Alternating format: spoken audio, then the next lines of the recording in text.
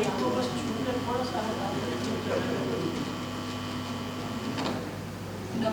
आदाब।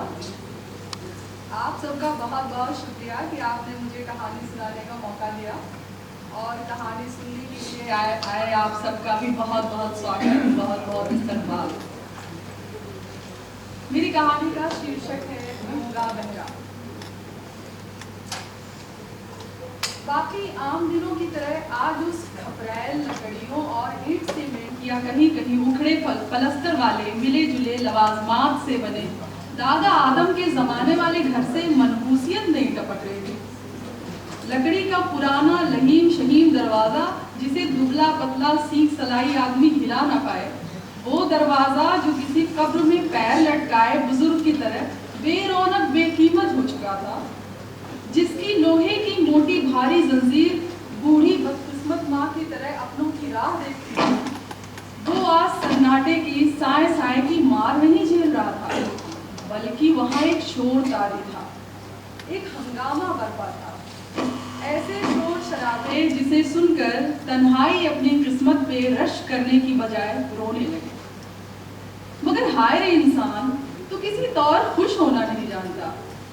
जब इस हड़प्पा के जमाने वाले घर में कोई नहीं आता था, तब अख्तर की माँ जब इस हड़प्पा के जमाने वाले घर में कोई नहीं आता था तब अख्तर की माँ अपने नसीब पे आंसू बहाती हुई जवानी में अच्छे गुजरे दिनों को याद करती थी। खुदारा, पढ़ने वाले सियासी जुमलों में गुम ना हो, अच्छे दिन हकीकत में हुआ करते हैं। मगर आज अख्तर की माँ का रोया रोया चीख रहा होगा कि या अल्लाह, ऐसी गहमा गहमी से तो मेरा सूनापन भला। उस बेरौनक बेकीमत घर के खड़गिड़हे आंगन में हश्र बरपा था। दक्षिण वाली कोठरी, जिसे गुज़िश्ता दिनों में गल्ला खाना भी कहा जाता था, उसके दरवाजे आंगन में खुलते थे।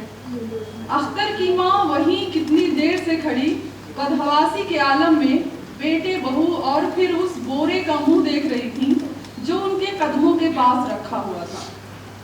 आज वो बोरा भी अपनी अहमियत पे हैरान था। आज वो मामूली खाद का बोरा नहीं, बादशाहों का खजाना था, जिसके पीछे साजिशें कत्ल खून हुआ करते थे।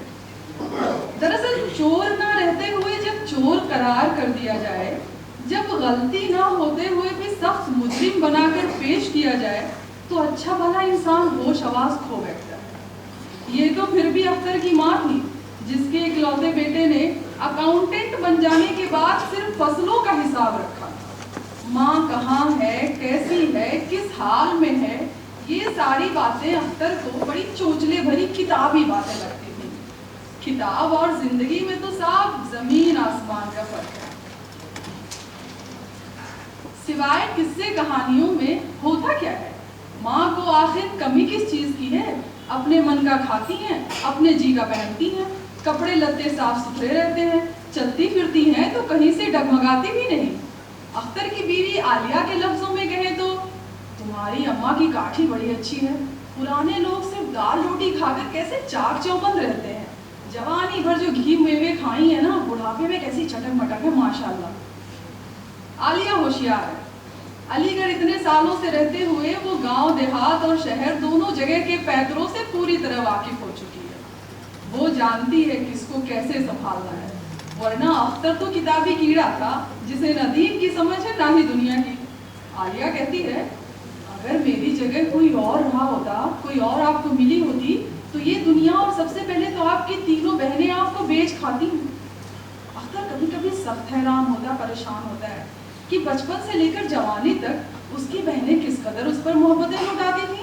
क्या पता था कि वो सब मिलकर यही चाह रही थी कि गांव से दूर कहीं परदेश में नौकरी लग जाए, अख्तर रात दिन हिसाब किताब में उलझा रहे, रोजी रोटी की फिक्र में दुनिया भर की मर्ज में मुब्तला हो जाए, फिर मामूली घरानों में ब्याही बड़ी बहनें उसके जर जायदाद, बाग बगीचा, खेत फसलों की मालिक बन जाए। कैसी साजिशी बहनें, तौबा तौबा। अख्तर जब बहुत दुखी होता है तो आलिया उसे हिम्मत बधाया करती है और वो अपनी माँ बहनों की बेवफाई याद करके अपनी बीवी की गोद में आंसू बहाया करता है। अभी पिछले बरस की बात है, वो साल भर नहीं आ पाया। सरकारी नौकरी को भले सब लोग हलवा समझते हो, मगर इतनी आसानी नहीं है कि 500 किलोमीटर दूर बसे गांव की सैर कराया जाए। بھائی اپنی زندگی بھی تو ہے، 2 بچے ہیں، ان کی ضرورتیں، ان کی خواہشیں کون پوری کرے گا؟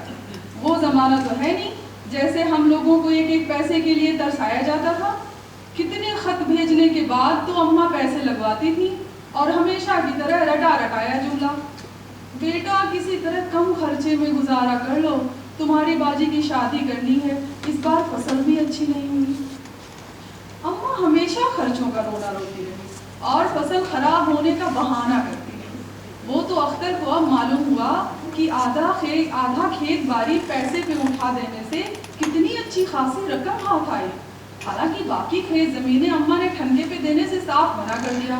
بولی، ارے میں کس کے آگے ہاتھ پھیلانے جاؤں گی، تم دور دیس رہتے ہو، میرا اپنا خرچہ بھی تو ہے۔ اس وقت اختر کو برا بہت لگا تھا۔ عالیہ ساتھ رہی ہوتی تو وہ کسی دور نہ مانگتی، لیکن اختر اکیلا پڑ گیا تھا۔ جانے کیوں بہنوں کے سامنے اماں سے ابھی بھی اونچا نہیں بول پاتا۔ عالیہ سچ کہتی ہے، گھر والوں نے حوصلے دے دے کر اختر کو بزدل بنا دیا، تبھی تو آفس میں بھی افسروں کی باتیں سنتا رہتا ہے۔ وہ تو خدا کا احسان ہے کہ اس نے عالیہ کو، ارے کہاں گم ہو گئے، کچھ تو بولیے اختر، غضب خدا کا، یہاں سراسر ہماری حق تلفی ہو رہی ہے اور آپ سر جھکائے بیٹھے ہیں۔ چیختی ہوئی لپلپاتی تیر جیسی آواز کانوں تک آئی تو کشادہ آنگن میں ایک کونے کی طرف لکڑی کے کالے کٹیائے چوڑے پائے کا سہارا لیے کھڑا اختر ہڑبڑا اٹھا۔ سرخ اینٹوں سے بنا کھڑنجے والا آنگن اس وقت جیسے جنگ کا میدان بنا ہوا تھا۔ سورج تماشا دیکھنے پوری طرح سے چمچماتا ہوا کھپریل کے کونے پر منہ بائے اتر آیا تھا۔ کپڑے ٹانگنے کے لیے زنگ کھائے تار پر کوا بھی آ کر بیٹھ گیا تھا، کچھ یوں جیسے تماشا دیکھنے والوں میں انسان کے علاوہ چرند پرند سب شامل۔ لڑکا ہمارا سیدھا نکل گیا، اور آج تم یوں سر پہ کھڑی ہو کر تگنی کا ناچ نہ نچاتی اسے، اچھا خاصا تھا وہ، آج گونگا بہرا بنا کھڑا ہے، ہائے رے قسمت۔ اختر کی ماں اپنی تینوں بیٹیوں کو اندر اسارے میں جانے کا اشارہ کرتی ہوئی افسوس سے بولی، مگر خود اپنا ایک انچ نہیں ملی اپنی جگہ سے۔ ان کے بالکل سامنے وہی درمیانے سائز کا بورا رکھا ہوا تھا جس کا منہ ستلی سے کس کر باندھا ہوا تھا، اور وہ اسی بورے کے قریب کھڑی سوتی دوپٹے کے آنچل سے بار بار پسینہ پوچھ رہی تھی۔ عالیہ اس آروپ، اس بہتان پر جھلک کر آگ ہو گئی، پائے کے پیچھے کھڑے اختر کے پاس دندناتے ہوئے گئی اور بولی، کیوں بڑے دودھ پیتے بچے تھے کیا آپ، جو میں نے بہلا پھسلا کر سب کے خلاف کر دیا؟ آنکھ دیدہ دل دماغ کچھ نہیں ہے آپ کے پاس؟ عالیہ کی بڑی بڑی کٹیلی آنکھوں میں جیسے زہر بھرا تھا۔ اختر تاب نہ لا سکا اور پائے سے لگے دانسے میں کھوسے ہوئے جگ زمانے پرانے کاغذ پتر نکال کر دیکھنے لگا، جیسے اسے نہ کچھ دکھائی دے رہا ہے نہ اسے کچھ سنائی دے رہا ہے۔ عالیہ اس حرکت پہ چھمنا اٹھی۔ یہاں ساس نندوں کا ڈر نہ ہوتا تو اب تک اختر کو جھنجھوڑ ڈالتی، لیکن سب کے بیچ غصے کو بھی تو قابو کرنا پڑتا ہے۔ اس نے بے بسی سے آنکھوں میں آنسو بھر کر کہا، تمہاری اماں کہتی ہیں میں نے دعا تعویذ کروا دیا، دل دماغ الٹ دیا، بتاؤ اب تم کہتے کیوں نہیں کہ سب اپنی آنکھوں سے دیکھ رہے ہو اس لیے وہ پردہ ہٹ گیا، اپنے حق کے لیے بولنا عذاب ہو گیا ہے۔ آخری لائن بولتے بولتے عالیہ بآواز بلند لگی رونے۔ اختر اس صورتحال پر ذرا گھبرایا، پھر تینوں بہنوں کے غمزدہ چہرے پہ نگاہ گئی جو معمولی کپڑوں میں بڑے سے دوپٹے میں خود کو سمٹائے اماں سے ذرا ہٹ کر پیچھے کی طرف دبی سہمی سارا نظارہ دیکھ رہی تھی۔ سب سے چھوٹی بہن اسارے میں رکھی مچھیے پر بیٹھی ہلک ہلک کر لگی رونے، لیکن بنا کسی آواز کے۔ اماں چہرہ لال کیے پسینہ بار بار پوچھتے ہوئے ابھی بھی بورے کے پاس جمی ہوئی تھی۔ اختر نے زور زور سے روتی عالیہ کو دھڑکتے دل سے دیکھا اور گھٹی گھٹی آواز میں بولا، چلو چھوڑو، رو مت، صبر کرو، ہم لوگ آج ہی نکل جائیں گے، عالیہ چپ ہو جاؤ، ہم چلے جائیں گے یہاں سے۔ اختر اسے صبر کی تلقین دے رہا تھا، برداشت کرنے کی ہمت بتا رہا تھا۔ کوا ننگی تار پہ ٹکا ہوا انسان کی ننگئی دیکھ رہا تھا۔ سورج مزید غصے میں آ کر ڈوبنے سے پہلے شعلے بکھیرنے لگا۔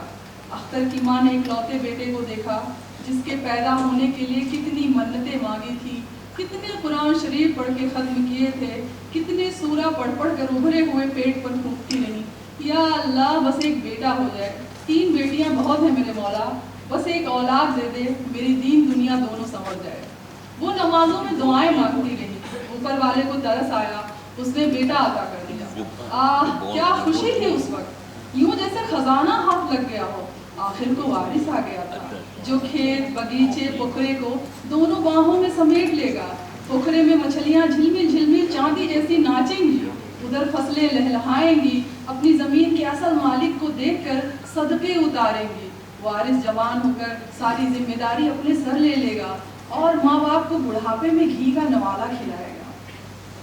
ورنہ صرف بیٹیاں رہتی تو کھیت باڑی گھر دوار کا کیا ہوتا؟ غیروں کے گھر کے لالچی لوگ مالک بن جاتے، مزے اٹھاتے، کہتے سسرالی دھن ملا ہے، عیش ہی عیش ہے۔ لیکن اب تو میرا بیٹا آ گیا ہے، شکل صورت میں بھلے بیٹیوں سے کمتر ہے، مگر گھی کا لڈو تو ٹیڑھا گیا۔ اختر کی ماں ابھی سوچ میں گم تھی کہ سب سے چھوٹی بہن نے زور سے سسکی بھری اور روندھی آواز میں بولی، بھیا بھابھی اپنا گھر دوار سنبھالیں، ہم لوگ مہمان سریکھے آئے ہیں، واپس چلے جائیں گے، ہمارا یہاں کیا ہے، کچھ بھی نہیں۔ اتنا کہہ کر وہ دوپٹے سے آنکھیں رگڑنے لگی۔ اختر کی ماں نے پلٹ کر اسے دیکھا، بولی، ارے تم کہے رو رہی ہو، میں زندہ ہوں ابھی، تمہارا آنا جانا کسی کے کلیجے پہ بھاری پڑے سو پڑے۔ ہاں بتاؤ ذرا، 4 دن کی آئی یہ آج شیخی بخار رہی ہے، مالکن بن بیٹھی ہے، لیکن چلنے نہیں دوں گی، سن لو سب لوگ۔ ہائے میرے مولا، دیدہ دلیری دیکھو، میرے اپنے ہی گھر میں چور بنا دیا ہے اس کل کی آئی چھٹاک بھر کی لڑکی نے۔ تب تک عالیہ روز ہو کر نئی پاری کے لیے تیار ہو چکی تھی۔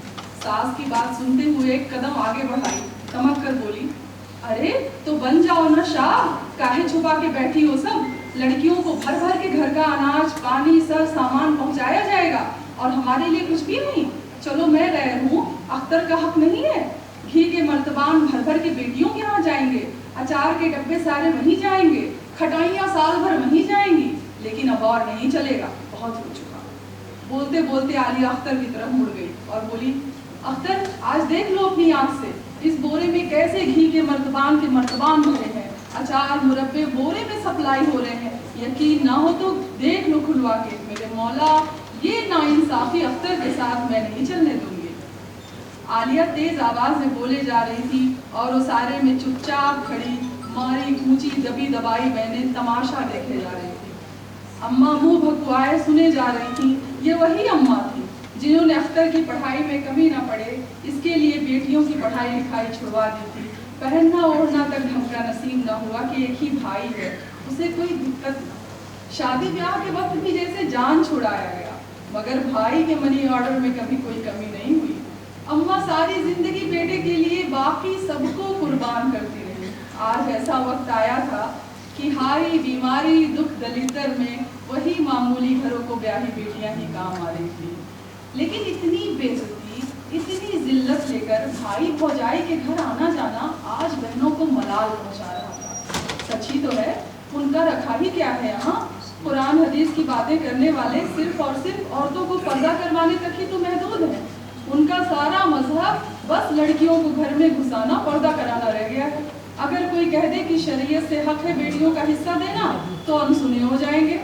قرآن میں صاف صاف حکم دیا ہے، مگر مذہبی باتیں کرنے والے اس ایک بات پر بہرے ہو جاتے ہیں، ان کا آنکھ اور کان دونوں خراب ہو جاتا ہے۔ خیر کوئی زبردستی تھوڑے ہے، ہم تو چلے ہی جاتے ہیں۔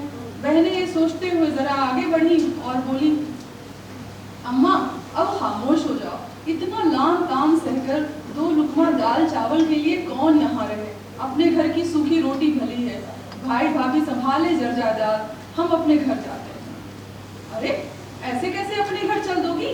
پہلے یہ بورا تو کھلے، میں آج اختر کو دکھا دینا چاہتی ہوں کہ ہمارا حق حصہ کیسے ان بوروں میں بھر بھر کر بیٹیوں کے یہاں سپلائی ہوتا ہے۔ آج دیکھ لیں اختر بھی۔ عالیہ 2 قدم آگے بڑھائی اور ساس کے سامنے تن کر کھڑی ہو گئی۔ اس کی انگارے ابھرتی نگاہیں اور رخ دیکھ کر اختر کی ماں کے تیور ڈھیلے پڑ گئے۔ وہ ایک دم سے مدد طلب نظروں سے بیٹے کو دیکھنے لگی۔ بہنیں اپنی جگہ ساکت ہو گئیں، یوں جیسے قیامت آنے والی ہو اور سب تہس نہس ہونے والا ہو۔ معمولی لوگوں کے دل ویسے بھی ذرا کمزور ہوتے ہیں۔ روپے پیسے سے مجبور بہنیں حواس باختہ ہو کر ماں کو دیکھنے لگی۔ اختر کٹیائے پائے کو چھوڑ کر عالیہ کی طرف لپکا، جو اس وقت کچھ بھی کر گزرنے کی فراق میں دکھ رہی تھی۔ عالیہ کے بڑھتے قدم کو دیکھ اختر کی ماں نے چیخ کر کہا، اختر روک لے زبان نہیں ہے جان لعنت ہے تجھ پہ زن مرید انسان. ماں کے منہ سے پہلی بار اتنی بڑی گالی سن کر اختر کی مردانگی جاگ گئی. وہ تیش میں آگے بڑھتے ہوئے چلایا, کیوں تماشا کیے جاتی ہو اماں, دکھا کیوں نہیں دیتی بوری کھول کر, اس کو بھی تسلی ہو جائے گی. رکو, یہ بوری ہی ساری مصیبتوں کی جڑ ہے, رکو رکو میں ہی کھولتا ہوں. زمانے کا گونگا بہرا اختر زن مرید کا خطاب پاتے ہی ماں پہ اپنی مردانگی ثابت کرنے کو لیے اتارو ہو گیا. بہنیں اسارے کے پائے سے چپکی گھبرائی آنکھوں سے امیر بھائی کو دیکھنے لگی جو تنتناتا ہوا قریب آ گیا تھا. تب تک عالیہ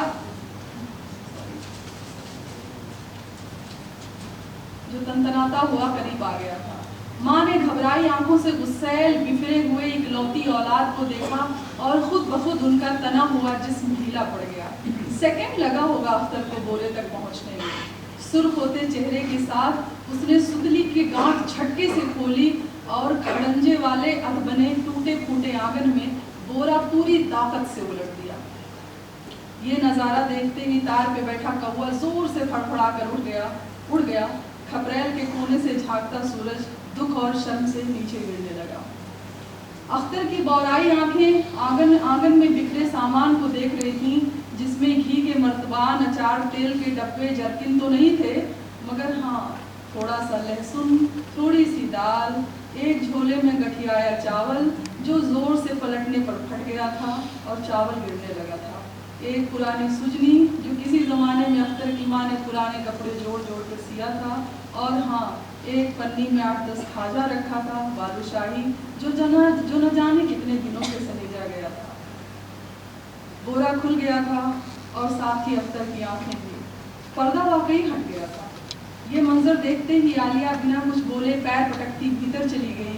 بہنیں اپنی ماں کو پکڑ کر رونے لگی اور ماں چپ چاپ آنگن میں پھیلے ہوئے غربت کے سامان دیکھ رہی تھی. اختر شرمندگی میں ڈوبا وہیں پائے سے لگ کر بیٹھ گیا. اب ایک بار پھر سے وہ گونگا بہرا ہو گیا تھا.